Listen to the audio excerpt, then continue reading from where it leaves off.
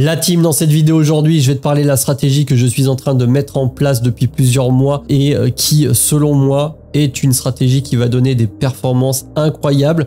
Je ne vois pas concrètement comment tu peux battre en termes de performance le portefeuille que je suis en train de mettre en place, si ce n'est peut-être d'être 100% sur du Bitcoin. Alors, je préfère t'avertir, ceci n'est absolument pas un conseil d'investissement. Là, l'idée, c'est que j'en suis arrivé à une conclusion après quasiment 10 ans d'investissement que je dois faire ce que je m'apprête à t'expliquer pour avoir les meilleures performances, mais il va falloir supporter psychologiquement l'ascenseur émotionnel parce que ça va faire mal. Mais au bout du compte, je pense que les performances seront au rendez-vous. Donc, tu peux t'abonner à la chaîne si tu as envie, ne serait-ce que de suivre l'aventure de près ou de loin, parce que c'est assez controversé. Il n'y a pas de chaîne, à part la mienne, d'un gars qui est 100% ETF à levier, ou alors j'ai pas vu. Donc, n'hésite pas à me dire en commentaire si tu en as trouvé une. J'utilise pour ça des ETF à levier, principalement le LQQ, un petit peu de QQQ3 et du Bitcoin. On va y revenir par la suite et je fais ça avec Kraken et si tu veux Fortuneo IBKR, ça dépend, mais globalement j'ai les ETF des deux côtés. Alors premièrement, comme je te l'ai dit, cette stratégie, pourquoi, comment, ça fait quasiment 10 ans que je fais de la bourse. J'ai commencé avec du stock picking sur des actions européennes, puis finalement vers 2019, fin d'année 2019, j'ai compris la puissance des ETF. J'ai commencé un DCA sur ETF, ça a donné lieu à la saison 1 du suivi du PEA. Et puis après, j'ai commencé à faire des fois un peu n'importe quoi, sortir du marché, re-rentrer, commencer à prendre des actions individuelles. Parfois ça marche, parfois ça marche pas. J'ai expérimenté, je me suis aperçu que ça commençait à donner de la performance, je commençais à avoir de la plus-value latente. Mais pour autant, aujourd'hui, j'ai beau remuer le truc dans la tête dans tous les sens et j'en suis arrivé à la conclusion que les ETF à levier, contrairement à ce qu'on peut dire, je trouve que c'est pas si risqué que ça quand on regarde sur le long terme le risque rendement, combien tu mises pour combien tu peux avoir et les pourcentages tout simplement hallucinants que ça peut donner. Alors, je suis totalement conscient que les performances passées ne présagent pas des performances futures. T'es pas obligé de me le dire en commentaire. J'ai envie de jouer, j'ai envie de tester, j'ai envie d'aller jusqu'au bout de mes convictions et de all-in littéralement toute mon allocation bourse sur ce que je t'apprête à t'expliquer. Alors pour ça, les produits financiers sont l'ETF de chez Amundi, ticker LQQ, qui n'est rien d'autre que le Amundi Nasdaq 100 Daily 2 fois Leverage UCITS ETF en euros. Alors si tu tombes sur ce nom pour la première fois, globalement, c'est un ETF du Nasdaq 100 de l'émetteur Amundi qui réplique du coup le Nasdaq 100, comme tu as compris, en leverage, donc c'est-à-dire en levier x2, donc x2 à la hausse comme x2 à la baisse, et c'est du daily, donc c'est une performance qui est doublée quotidiennement. Donc exit le ouais, mais si ça fait moins 50%, tu tombes à zéro, il faut que le marché fasse moins 50% dans la journée. Et une fois que tu as compris ça, on peut passer à la suite. Tu as également la version un peu plus énervée qui est tout simplement la même chose mais en x3. Donc là, c'est pas Amundi qui le fait, c'est Wisdom 3, Nasdaq 100, 3 fois daily leverage. Donc là, autant te dire que ça swing énormément. Et on va comparer tout simplement ça au S&P 500 dans cette vidéo, puisque comme tout le monde, quand j'ai commencé à faire de l'ETF, je me suis dit c'est bien Jérém, avec un petit DCA sur du S&P 500, tu peux espérer du 8% de rendement, peut-être 10% de rendement annualisé, ce qui est bien mieux qu'un livret A, mais ce qui est bien moins important, en tout cas jusqu'à maintenant, que la performance du LQQ, du Nasdaq 100 ou encore du Bitcoin. Et en parlant de Bitcoin, là je t'ai parlé de la partie ETF, mais dans la stratégie, il y a également le Bitcoin et uniquement le Bitcoin. Je suis en train de devenir un Bitcoin maximaliste sur la partie crypto-monnaie parce que je me suis rendu compte au fil des années que Bitcoin, ça tient. Bitcoin, c'est solide, c'est mon avis perso. Et du coup, j'inclus Bitcoin dans la stratégie. Alors, pour l'allocation, il n'y aura pas vraiment pour l'instant de pourcentage. L'idée, c'est de faire de l'accumulation. Ça, c'est vraiment l'idée de base de la stratégie. Je parle d'accumulation, c'est-à-dire on achète du Bitcoin, on achète de l'ETF, on achète des parts d'ETF et on conserve. Et si possible, on essaye pas de faire du market timing, mais pourquoi pas de faire un petit peu de value averaging, c'est-à-dire ce que j'ai fait là il y a 2-3 semaines, d'acheter dans des creux, de renforcer vraiment correctement si possible avec la trésor dispo, eh bien les positions qui ont le plus ramassé. Je te l'ai montré, ça s'est produit là le 7 et 8 avril, on était sur des points bas, j'ai envoyé la sauce du chef comme j'aime bien le dire, et ça m'a plutôt bien réussi pour l'instant. Alors le marché est en train de remonter en ligne droite, j'aime pas forcément trop ça, mais bon écoute, c'est comme ça. Quoi qu'il en soit, comme je te l'ai dit, stratégie ETF à levier, LQQ, QQQ3, peut-être du CL2 si à un moment donné la part en PEA commence à devenir un petit peu trop importante sur le LQQ, puisque actuellement on est à 1100 €. Voilà, on est à 1146 € l'unité et on peut pas faire de fractionné sur le PEA. On s'orientera sur du CL2 qui est le MSCI USA x2 leverage, la part étant beaucoup plus faible, jusqu'à ce qu'il y ait un split du montant du LQQ. Du Bitcoin sur Kraken et sur Ledger. Encore une fois, l'idée, c'est de faire de l'accumulation. Alors, cela dit, maintenant on peut regarder un petit peu les performances, puisque c'est ça aussi qui est important. Alors là, je suis sur le site de Yahoo Finance et on est sur le S&P 500 classique. On peut voir les performances. Tu vois, 2024, 25% globalement, 26% en 2023, moins 18% en 2022, 28% en 2021, etc. Donc là, tu as toutes les performances en fonction des années. Et tu as la même chose avec le Nasdaq 100, donc le LQQ, où bien évidemment, tu as des performances qui sont beaucoup plus importantes du fait qu'il soit en levier. Et en plus de ça, je ne te l'ai pas précisé, mais il y a la paire euro-dollar qui joue en ligne de mire sur la performance dans un sens ou dans un autre. Tu as les performances qui sont ici et la même chose sur le QQQ3, ticker QQQ3, donc le Nasdaq en x3, où là, comme tu peux le voir, on a des performances qui sont pas ouf. Non, je rigole, elles sont complètement incroyables. Sur les dernières années, vu que le marché a pas mal monté, eh bien on se retrouve avec des années à 100%, mais on a aussi des années, comme tu peux le voir, en tout cas une année, à moins 80%. Et c'est justement ça ce qui m'a fait faire en partie cette vidéo, c'est que tu vas le voir, malgré le moins 80%, eh bien ça reste tout bonnement totalement insane. Alors ce que j'ai fait, eh bien je t'ai pris toutes ces performances que je t'ai placées dans un fichier Excel, qui est juste ici, en fonction des années. Donc là on démarre de 2013, excuse-moi, j'aurais aimé démarrer de plus tôt, mais j'ai uniquement l'historique de rendement depuis 2013 sur le QQQ3. Donc écoute, on fait comme ça. L'idée dans cette vidéo, c'est que tu comprennes pourquoi j'en suis arrivé à cette conclusion et t'expliquer tout simplement mon raisonnement. Donc, depuis 2013, on a les performances des 3 produits financiers. Donc là, ça c'est vraiment le benchmark par rapport au S&P 500. Nous, ce qui va nous intéresser, bien évidemment, c'est le LQQ et le QQQ3.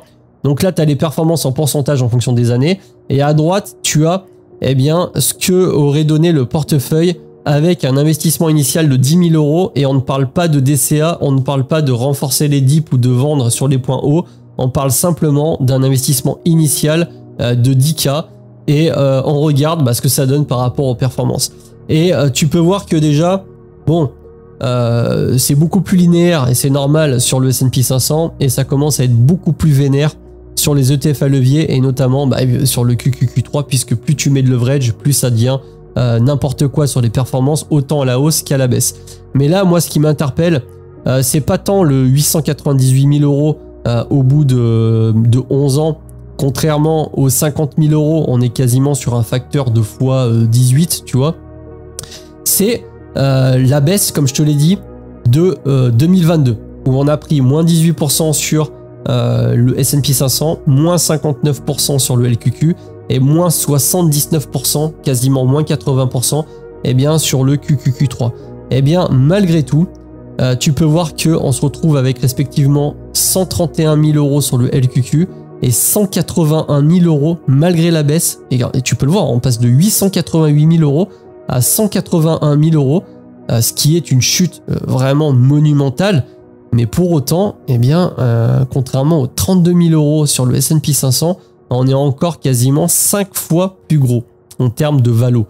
Donc ça, c'est en partie, alors je te parle pas forcément de cette analyse-là, mais ça fait partie des choses que quand je regarde bout à bout tout ça, je me dis, c'est sûr que quand tu passes de 888 000 euros de valo à 181 000 euros, il y a de quoi être un petit peu dégoûté.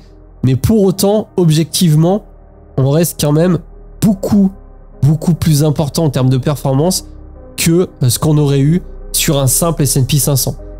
Je continue à répéter la même chose. Les performances passées ne présagent pas des performances futures. Effectivement, on peut se taper 2 années consécutives de baisse où ça fait extrêmement mal. Mais dis-toi que sur un 180 000 euros ici, même si on se prenait une année derrière à moins 50%, bah, on serait toujours aux alentours des 90 000 euros.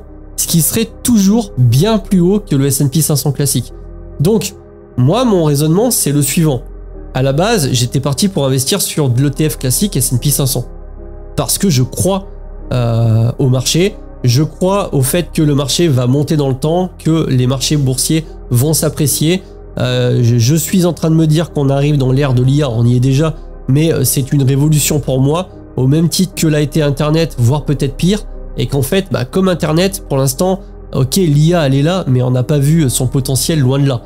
Dans 10 ans, ça n'aura rien à voir. Dans 20 ans, ça sera encore pire, selon moi. Il va y avoir tous les dérivés avec l'IA, la médecine, etc. Donc, j'ai quand même une croyance qui est que les marchés boursiers vont continuer à monter. Peut-être pas dans la même amplitude, peut-être pas aussi énervé, mais pour moi, ça va monter. Donc, de ce fait, pourquoi, entre guillemets, m'emmerder à investir sur du S&P 500 classique? Je préfère miser de all-in, tout simplement, sur cette conviction-là, et d'aller sur ce qui me semble être le plus performant, à savoir LQQ, QQQ3. Pour l'instant, globalement, j'ai 80% en LQQ, j'ai 10-15% en QQQ3 et j'ai 5% en BTC. L'idée, c'est peut-être que ça s'équilibre 30-30-30 ou 35-35-35. Je sais pas encore. Quoi qu'il en soit, je vais faire de l'accumulation sur ces 3 produits. Donc là, il n'y a pas Bitcoin, mais sur LQQ, QQQ3 et Bitcoin. Je te l'ai dit, je vais te montrer ça en vidéo. L'idée, c'est que tu puisses suivre ça de près ou de loin. Ça va dépendre de à quel point ça t'intéresse. Moi, je me dis que quitte à me planter, bah, c'est pas grave. Au moins, je serai allé jusqu'au bout de ma conviction personnelle. Et j'ai vraiment la conviction que quasiment rien battra ce portefeuille. Donc, j'ai envie de te dire, l'avenir nous le dira. Là, c'est vrai que te dire ça comme ça, c'est prendre des risques. Je sais pas, finalement, c'est moi qui prends le risque. C'est pour ça qu'encore une fois, j'aimerais pas que tu te mettes en porte-à-faux, en copiant la stratégie et en ne supportant pas le stress psychologique engendré par des baisses, parce que je pense que quand tu passes de 800K, même 900K quasiment à 180K, il y a de quoi stresser, mais il faut bien se rappeler que malgré tout, tu auras toujours une performance qui sera excellente, puisque rappelle-toi, c'était 10 000 euros à la base, on est toujours sur un x18. Mais l'humain déteste l'ascenseur psychologique, tout simplement. L'humain préfère passer, comme disait Warren Buffett, du premier étage au 5e étage, que de monter jusqu'au 50e et de redescendre au 40e. La sensation de marche arrière est détestable pour l'être humain, psychologiquement, je sais pas, on n'adhère pas. C'est exactement comme la perte. Demain, tu gagnes 500 euros un ticket à gratter, bon bah voilà, c'est cool. Mais demain, tu perds 20 euros dans la rue, voilà, un billet de ta poche qui tombe parce que tu sors ton téléphone, ça m'est déjà arrivé, tu t'en rappelles toute ta vie. Donc ça, c'est vraiment un biais. Moi, j'essaie de faire tout ce qui est possible pour éviter ce genre de biais, ce genre de croyances un peu stupides. Et je me dis, let's go. À partir de maintenant, bon bah c'est pas à partir de maintenant tout de suite parce que c'est déjà en place depuis quelques temps, mais on va mettre un petit peu en action ces convictions et on va vraiment aller jusqu'au bout de la chose. Donc c'est un risque, j'en suis conscient. Certains se foutront de ma gueule, certains mettront en commentaire que je suis complètement fou, que c'est n'importe quoi, que tout le monde sait que le levier c'est mal, etc. Eh bien moi j'ai la conviction profonde du contraire, tout simplement. Et c'est pour ça que je te fais cette vidéo aujourd'hui. Et c'est pour ça que dorénavant, et depuis déjà quelques épisodes, mais sur cette chaîne tu vas avoir de l'ETF à levier exclusivement et du Bitcoin. Et évidemment, je vais m'amuser encore avec les 2-3 portefeuilles que j'ai à côté. Mais ça, c'est vraiment pour m'amuser et pour aussi te montrer à quel point le stock picking c'est compliqué même en ayant des stratégies qui semblent être plutôt ok. Alors pour que tu visualises un petit peu sous forme de graphique ce que ça peut donner, donc là évidemment on est obligé de se baser sur les performances passées. Donc voilà, voilà en bleu le QQQ3, en vert le LQQ et en rouge courbe qui semble quasiment plate. Le S&P 500 pourtant on voit bien à quel point le S&P 500 a pu bombarder, mais quasiment depuis le début, bah tu vois que le QQQ3 et le LQQ sont jamais repassés en dessous. Alors ça aurait pu arriver évidemment si on s'était tapé 1 ou 2 années négatives de suite, et on aurait mis un petit peu plus de temps à remonter, mais le truc c'est que quand le marché remonte, ça bombarde tellement mon pote que au final les performances se rattrapent très vite. Alors c'est ce qui s'est passé et pour ça je te montre un petit peu sur TradingView. Tu vois là je suis sur le LQQ graphique en daily et on voit bien que bon le marché remonte. D'ailleurs sur le Nasdaq 100 en classique on est repassé au-dessus de la moyenne mobile 200 périodes, mais sur le LQQ voilà depuis les points bas eh bien on a repris comme tu peux le voir un peu plus de 50%, on est à 57%. Moi j'ai balancé pas mal d'ordres à ce niveau là, j'ai eu un petit peu de chance. Et en même temps il y avait un petit peu d'analyse, j'en ai déjà parlé sur la chaîne, tu iras voir les autres vidéos si tu as envie d'en savoir plus, mais j'ai balancé pas mal de positions à ce niveau là. Et à l'heure d'aujourd'hui eh bien si je te montre tout simplement l'état du portefeuille, tu peux voir que sur le compte titre c'est pas quelque chose que je te montre souvent. Je suis actuellement à plus 29% sur le LQQ et plus 24% sur le Wisdom 3. Plus-value actuelle latente de 5800 €. Sur le PEA, je suis à 12 747 € de valorisation avec plus 11% sur le LQQ et plus 1257 €. J'ai pas mal lissé mon PRU à la baisse, j'ai un PRU actuellement de 1032 alors que j'avais all-in la trésor du PEA sur l'investiture de Trump et j'avais un PRU qui était beaucoup plus haut. Donc j'ai pris quand même une moins-value latente assez importante. Enfin, tout est relatif, hein, mais c'était important par rapport au pourcentage. Et malgré tout, à l'heure d'aujourd'hui, je suis à plus 11%. Alors là, je te montre tout ça sur Fortuneo, plateforme que j'utilise depuis 10 ans. Si tu as envie d'ouvrir un compte chez eux, eh bien, tu peux soutenir la chaîne. Tu as code de parrainage / lien d'affiliation directement dans la description et en commentaire épinglé. Voilà, sache que ça fait plaisir à Jérém. Si tu utilises un des liens, je te remercie par avance. Donc, on a ça de ce côté-là. De l'autre côté, on a du Bitcoin. Je suis en train d'accumuler. On n'est pas sur des sommes extraordinaires puisqu'on est sur 1500 € à l'instant où je te parle. Et quand on regarde, eh bien, tout simplement le suivi du portefeuille global. Donc là, tu as les différentes lignes LQQ. Alors il y en a deux parce qu'il y en a une en CTO, une en PEA. Je mélange pas. Et du QQQ3. Du Bitcoin, je suis actuellement à 0,01. Voilà, BTC, c'est pas énorme. Mais tout ça, l'un dans l'autre, fait que je suis à 27% sur BTC et je suis à 22,2% de performance sur la partie ETF. Donc, relativement satisfait. Plus-value de 7100 €. Alors attention, on s'y méprend pas. J'ai fait quasiment moins 10 000 € sur des alt crypto il n'y a même pas 2 mois et j'avais décidé de sortir de mes positions. Donc là, on va dire que je suis bientôt flat. Mais c'est pas grave, l'idée c'est encore une fois d'ajuster le tir et d'expliquer le pourquoi du comment et de te montrer. Donc depuis que j'ai repris la stratégie et que je me suis vraiment dit ok c'est exactement ça que je veux faire, eh bien voilà les performances actuelles du portefeuille. Voilà, je peux te remontrer la partie compte titre où il y a actuellement 26 500 € avec respectivement 29% et 24%. Faut bien se dire un truc, c'est que 29% techniquement c'est la performance que tu fais en globalement 3 ans sur des années moyennes.